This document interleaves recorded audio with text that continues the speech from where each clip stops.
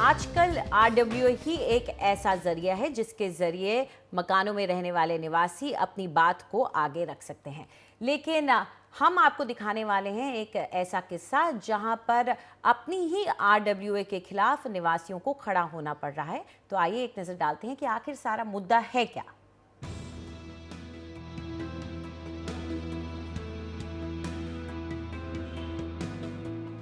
Greater Noida का एक luxury apartment complex Purvanchal silver city निवासियों और आरडब्ल्यूए के बीच अखाड़ा बन गया है।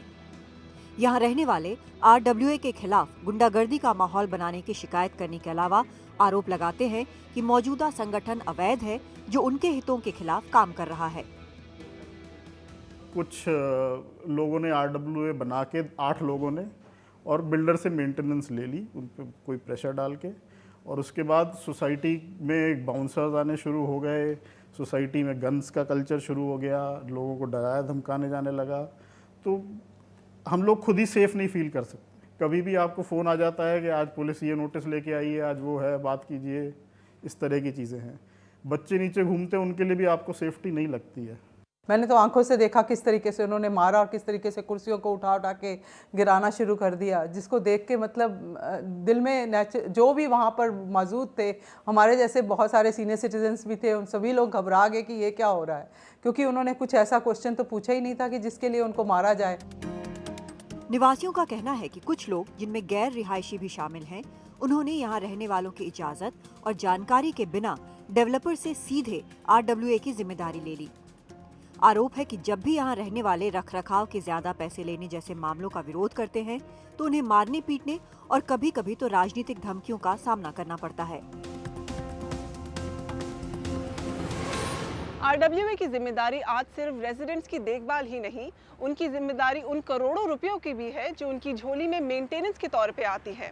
जाहिर है जहां करोड़ों का मामला हो वहां कुछ निजी स्वार्थ भी सामने आ खड़े होते हैं। पूर्वांचल सिल्वर सिटी में 624 अपार्टमेंट्स हैं जो मेंटेनेंस के तौर पर 4500 रुपए प्रति महीना देते हैं, यानी साल भर में करीब 3.5 करोड़ रुपए जमा किए जाते हैं। लेकिन यहाँ रहने वालों की शिकायत है कि इतने पैसे देने के बावजूद अच्छी सेवाएं नहीं मिलती हैं। मीटरों से छेड़खानी की जाती है और बिना मतदान के वेंडर्स को बदलने जैसे फैसले किए जाते हैं। इसके अलावा आरडब्ल्यूए निवासियों से सेवा कर भी वसूल रहा है, जबकि वो छूट के दायरे में आता है। खर्चों का हिसाब किताब भी अब तक नहीं बताया गया है, और जब यहाँ रहने वालों ने विरोध में पैसे नहीं दिए तो लिफ्ट्स और क्लब में जाने से रोक दिया गया।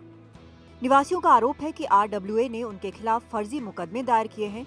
विकलांग बुजुर्गों तक को नहीं बख्शा गया। सबसे डरावनी बात यह है कि प्रशासन ने अपना पल्ला झाड़ लिया है।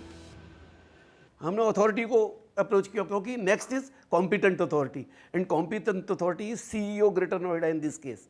हम वहाँ गए, उन्होंने लिख के दिया कि आप बुलाइए। ये दूसरे दिन को हाई कोर्ट चले गए। उसके बाद मामला फंस गया। हाई कोर्ट ने इनको फिर रेफर कर दिया। सीईओ साहब के पास कहीं से पॉलिटिकल प्रेशर आ गया, 3-4 महीने लटकाते रहे। सीईओ साहब के पास पॉलिटिकल प्रेशर आ गया। वो बोलते हैं कि भैया ये तो आपका आपस का मामला है, मैंने जो दिया था वो तो एडवाइजरी था। What a joke. UP apartments act में खामियों के कारण अधिकारी जिम्मेदारी से बच जाते हैं। सोसाइटीज एक्ट के तहत आरडब्ल्यूएस की रजिस्ट्री हो सकती है, लेकिन रजिस्ट्रार का दावा है कि उसके पास सजा देने का अधिकार नहीं है। हालांकि 2010 के नए यूपी अपार्टमेंट एक्ट के तहत आरडब्ल्यूएस उसके दायरे में आते हैं, लेकिन ये नहीं स्पष्ट किया गया है कि उनकी रजिस्ट्री कहाँ होगी, और न ही विवाद की स्थिति में योग्य प्राधिकरण परिभाषित किया गया है। पूर्वांचल के निवासियों के लिए ये बहुत ही दुर्भाग्यपूर्ण रहा है कि उनको एक जगह से दूसरी जगह भगाया जा रहा है। डिप्टी रजिस्ट्रार भी उनको कोई रिलीफ नहीं दे रहा है, ना ही कॉम्पिटेंट अथॉरिटी उनको कोई रिलीफ दे रही है। दोनों एक दूसरे के ऊपर ब्लेम फेंक दे रहे हैं, और जिसके कारण नुकसान पूर्वांचल सिल्वर सिटी वाले के निवासियों को हो रहा है। दिल्ली एनसीआर में हजारों सोसाइटीज बन रही हैं, और इनमें से कईयों में हजारों मकान हैं जहां रख रखाव के करोड़ों रुपए जमा किए जाएंगे। लेकिन जब तक आरडब्ल्यूएस के लिए स्पष्ट कानून नहीं बनेंगे, तब तक ऐसे मसले आइंदा भी उठते रहेंगे। कैमरा पर्सन मनोज ठाकुर के साथ वसुधा शर्मा, एनडीटीवी। तो क्या आखिर इनकी इस दिक्कत का कोई हल है और सिर्फ इन्हीं की दिक्कत नहीं, ये दिक्कत कई ऐसी सोसाइटीज़ में सामने आ रही है जहाँ पे RWS और निवासियों के बीच तनातनी हो रही है। इस पूरी चर्चा पर हमारे साथ जुड़ रहे हैं मुनीश उपाध्याय, जो कि पार्टनर हैं SNG and partners advocates and solicitors के, और विशाल शर्मा हमारे साथ हैं, जो कि फ्लैट ओनर हैं पूर्वांचल सिल्वर सिटी के। आप दोनों का हमारे साथ बातचीत के लिए शुक्रिया। शुरुआत विशाल आपके साथ करना चाहेंगे। आपकी परेशानियां हमें इस स्टोरी के ज़रिए नज़र आ रही हैं, लेकिन जो लोग इस RWA का हिस्सा हैं वो आखिर कौन है? क्योंकि RWA यानी रेजिडेंट वेलफेयर एसोसिएशन, यूजली वो रेजिडेंट के ही से ही बनती है। तो ये कौन लोग हैं जो आप लोगों को परेशान कर रहे हैं? अंजलि, इसमें एक्चुअली 8-10 लोगों ने शुरू में 2010 में पीछे से ही बिना लोगों को बताए एक RWA रजिस्टर करा ली, क्योंकि 1860 एक्ट में कोई भी 7 आदमी जाएं और जाके रजिस्टर करा लें। इसमें से कुछ लोग हैं जिनके नाम पे फ्लैट्स भी नहीं है, उन्होंने भी इसमें रजिस्टर करा लिए, और उसके बाद से एक तरीके का ये म्यूज़िकल चेयर चल रहा है। एक ही बंदा, ऐसे 2-3 बंदे हैं जो 2010 से लेके आज तक बोर्ड में बने हुए हैं। सोसाइटी में आज तक एक भी वोट नहीं पड़ा है 5 सालों में। तो ये यूपी अपार्टमेंट एक्ट का तो हम सताए हुए लगते हैं। हम यूपी अपार्टमेंट एक्ट के द्वारा हम सताए गए हैं, क्योंकि उसमें बहुत सी ऐसी खामियां और कमियां हैं जिनके कारण हमारी समस्याओं का कोई समाधान नहीं हो रहा। पिछले 1 साल से, जब से सोसाइटी में जुलाई 2014 में एक AGM बुलाई गई थी, पहली बार एक मीटिंग जिसके अंदर बाउंसर आए थे, मारा गया था। मैं अपने एक दोस्त को बचाने के लिए सामने आया तो बाउंसरों ने मुझे मारा, मेरी पीठ की हड्डी में फ्रैक्चर हुआ था, और उसके बाद से हम लोग इधर से उधर भाग रहे हैं। किसी तरह एक मीटिंग हो जाए जिससे हम इन लोगों को हटा सकें। इस तरह की चीज़ें नहीं हो रही थी, और थक हार के फिर रेजिडेंट्स ने खुद ही GBM बुला के अपना नया बोर्ड बना लिया है, बट उसके बाद भी अभी तक नए बोर्ड को हैंडओवर नहीं हुआ है। तो मतलब यहाँ पर आप लोग अपनी अलग आप लोग RWA पर अब अपना कब्जा चाहते हैं। तो यहाँ मुनीश, सवाल तो मेरा ये है कि क्या इस तरह से रजिस्टर करवा लेना इतना आसान है कि कोई भी जाकर के किसी अपार्टमेंट, किसी सोसाइटी की अपनी RWA बनवा ले? जैसे ये कह रहे हैं कि ओनर्स भी उसमें इन्वॉल्व नहीं हैं, और दूसरा 5 साल तक इलेक्शंस नहीं हुए हैं, ऐसे में इनके क्या हक हैं? देखिए, ऐसा है, अगर मैं शुरुआत से शुरू करूं तो यूपी अपार्टमेंट ओनरशिप एक्ट 2010 इसलिए बनाया गया था कि उन लोगों को सहूलियत मिले जो कि अपार्टमेंट खरीद रहे हैं, जिनको बिल्डर्स फ्लीस किया करते थे।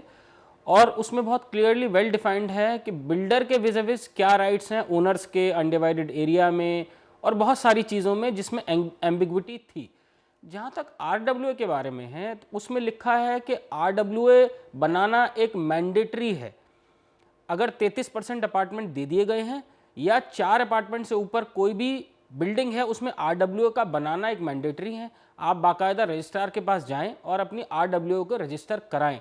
ये जो मुद्दा है, ये मुद्दा एक अलग मुद्दा है। मुझे ऐसा लगता है कि जिनके बारे में विशाल कह रहे हैं वो प्रॉबेबली बहुत ही पुराने ओनर्स होंगे जिन्होंने अपने नाम पे फ्लैट बुक कराए थे। रिहाइश बहुत कम होगी सोसाइटी के अंदर। उस समय पे उन्होंने अपने आप को एक RWA घोषित करवा लिया, और उसके बाद से ये समस्या शुरू हुई होगी।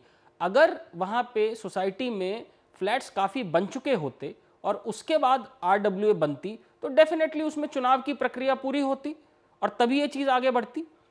ये मुझे देखने में ऐसी समस्या लगती है। इसमें यूपी अपार्टमेंट ओनरशिप एक्ट की खामियां बहुत ज़्यादा हैं, मुझे नहीं लगता। ये मुद्दा बाकायदा रजिस्ट्रार के पास अगर जाके, या कॉम्पिटेंट अथॉरिटी है, इसमें कॉम्पिटेंट अथॉरिटी ग्रेटर नोएडा है और उसमें राइट CEO या एडिशनल CEO के पास हैं, उनके पास जाके बिल्डर के साथ मिलके अगर इस परेशानी को उनके सामने रखा जाए, मुझे ऐसा लगता है कि इसमें कोई ना कोई हल निकल के आना चाहिए।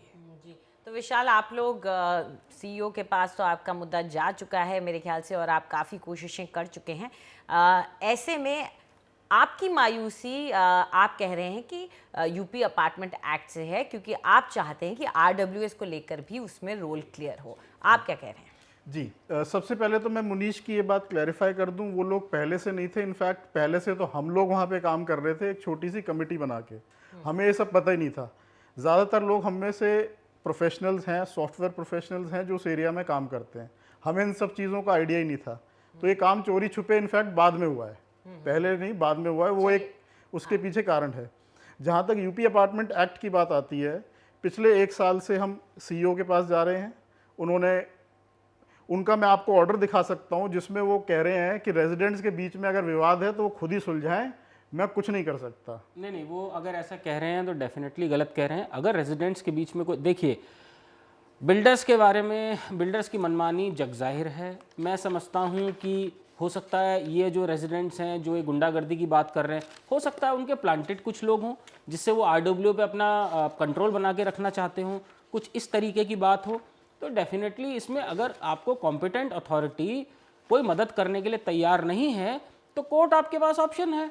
कोर्ट में आप जाके बाकायदा अपनी तरफ से फाइल करके और जितने रेजिडेंट्स आपके साथ हैं उनको पार्टी बनाने के बाद आप कोर्ट के सामने मुद्दा अगर रखेंगे और कोर्ट को बोलेंगे कि ये खामी भी है यूपी अपार्टमेंट ओनरशिप एक्ट के अंदर, तो कोर्ट उसको वेल डिफाइन करेगा। कोर्ट ने अल्टीमेटली डिज़ाइन आर्क केस में या एमराल्ड केस के अंदर पूरे यूपी अपार्टमेंट ओनर्स एक्ट में जो बिल्डर और ओनर्स को लेके कुछ कमियां थीं, कुछ शंकाएं थीं, वो कोर्ट ने क्लैरिफाई की हैं। जी। आप विशाल, आप अदालत में जाने के बारे में क्या कहेंगे? मुनीश, हम अदालत में ऑलरेडी जा चुके हैं और अदालत से भी जो एक हमें उसमें लगा है, अदालत भी as a competent authority CEO के पास ही मैटर फॉरवर्ड करता है विद द डायरेक्शन कि प्लीज रिजॉल्व द डिस्प्यूट, और उसके बाद सीईओ हमें ये ऑर्डर देते हैं कि I can not resolve the dispute. लेकिन जब सीईओ की तरफ से आपके पास ये जवाब आया है तो आपने सोचा है इसके बारे में कि एक बार फिर से, क्योंकि ये एक तरह से अदालत में दोबारा जाने के लिए आपको मुद्दा मिल जाता है। जी, तो उसके लिए सबसे पहले तो क्योंकि जो डिप्टी रजिस्ट्रार है उन्होंने इनकी सारी चेंज की हुई bylaws without the consent of 2/3 of the owners और बिना ही कॉम्पिटेंट अथॉरिटी के अप्रूवल के उन्होंने रजिस्टर कर लिया था। तो इसलिए एक हमारी सोसाइटी के ही एक रेजिडेंट ने कंटेम्प्ट केस फाइल किया against the registrar and the RWA, ये 33826 केस के अंदर। उसके बाद जाके डिप्टी रजिस्ट्रार ने इनकी बायलॉज कैंसिल कर दी हैं। इस तरीके से हमें एक रास्ता मिला है और फिर सीईओ के ऑर्डर को मानते हुए ही कि डिस्प्यूट हम खुद रिजॉल्व कर ले, रेजिडेंट्स ने एक जीबीएम बुलाई और मेजॉरिटी ने 51% से ज़्यादा लोगों ने उसके ऊपर अपना नया बोर्ड चुन के अब डिप्टी रजिस्ट्रार और सीईओ और सब जगह भेज दिया कि हमने नया बोर्ड चुन लिया है, कृपया इसको मान्यता दें। तो आपको रेमेडी मिली जी, तो रेमेडी मिली, आप उस रास्ते पे आगे बढ़े। हो सकता है इसमें कुछ समय लगे। अब इस रेमेडी के बाद अगर आप कोर्ट के पास भी जाते हैं, देखिए अगर किसी डिस्ट्रिक्ट कोर्ट ने या किसी लोअर लेवल कोर्ट ने कुछ ऐसा आदेश दिया भी है तो बाकायदा इलाहाबाद हाई कोर्ट के पास रिट पिटीशन फाइल करने की ज्यूरिसडिक्शन है, जहां अगर आपको इस सब के बावजूद भी कोई रिलीफ नहीं मिलता है तो आप रिट फाइल करके बाकायदा ये सारी चीज़ें अदालत के संज्ञान में ला सकते हैं। और मैं पूरे कॉन्फिडेंस के साथ कह सकता हूं कि अदालत इसमें कार्रवाई ज़रूर करेगी। जी बिल्कुल। यहाँ मैं ये साफ करना चाहूँगी कि जो बात मुनीश कह रहे हैं, विशाल, आपकी जो दिक्कत है उसमें वक्त ज़रूर लगेगा, लेकिन अदालत ही यहाँ एक तरीका नज़र आता है और कानूनी लड़ाई ही नज़र आती है जो आपको अपना हक दिलाएगी। और शायद आपकी ये जो कानूनी लड़ाई है वो बहुत सारे लोगों के लिए फ़ायदेमंद साबित हो जो इसी तरह के मामलों में फंसे पड़े हैं। उनके लिए शायद, जैसे कि मुनीश ने बताया, कुछ ऐसे रास्ते निकल आए जिसकी मदद से सबका फ़ायदा हो। फिलहाल आप दोनों स्टूडियो में आए और इस चर्चा का हिस्सा बने, उसके लिए बहुत बहुत शुक्रिया आप दोनों का। धन्यवाद। और वक्त है एक छोटे से ब्रेक का, लेकिन उसके बाद प्रॉपर्टी खरीदने और बेचने की आपकी सारी उलझनें हम सुलझाएंगे, देंगे आपके सवालों के जवाब।